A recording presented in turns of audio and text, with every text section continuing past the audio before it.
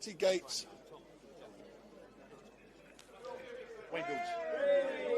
So my microphone has just been put on Tommy.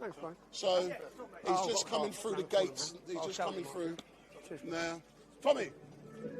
Cheers, man. Still have him. How are you? Excellent, Tommy. So, Tommy, can you describe to people watching? Excuse me, turn it down.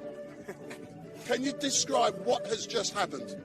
They've read out my charges, which basically what they're saying is the mainstream media can track your family down. They can take pictures of innocent family members. They can give the location, which if you follow the 2-day slot of when they've done this, resulted in Somalians with machine guns threatening to murder my family, threats to rape my kids, Muslims giving the address away of the location of my family, 6 different groups turning up at the family hotel where we were. The managers of the hotel put me in a side room saying, we're scared for the safety of all the guests of this hotel. That is what the Mail done. They didn't need to locate my family. They could have run the story around publishing where we were. They didn't need to publish any pictures of innocent people. Yeah? I now face prosecution for saying I'm going to ask them some questions. I'm going to come and ask you questions on camera. And you know what I made very clear in the charges? I'm not going to show where you live. I'm not going to publish innocent pictures of your family. Yeah? I'm not going to do that. But what the mainstream media don't want is anyone asking them questions. They don't want anyone asking them any questions. So because I want to ask some questions, I now face another year in Lawfare. I'm on trial October 2026. 2026. So why is it taking that long to schedule this case? Why have you got to wait? That's fast. Oh, my God. Someone was in here the other day, 2028, so they've accelerated it. That's fast. The court backlog at the minute is 3 years, 4 years.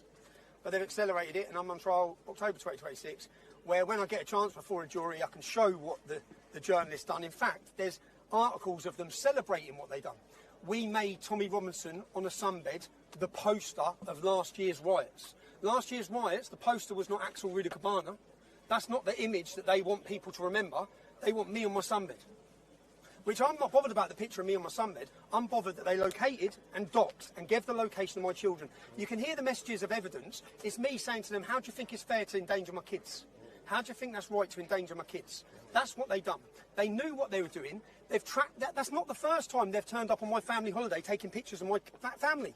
They've done it. You've got images. You've got messages from my daughter saying, Dad, they're taking pictures of us in the pool. Dad, Dad, Dad. It's like, how do they think that's acceptable? And then because I say to them, I'm going to ask you some questions. I'm going to come with my camera now, yeah? And you're going to be a topic of my conversation and my story. They run to the police. And then the police now give me conditions, limiting what I can say and do, limiting what I can show.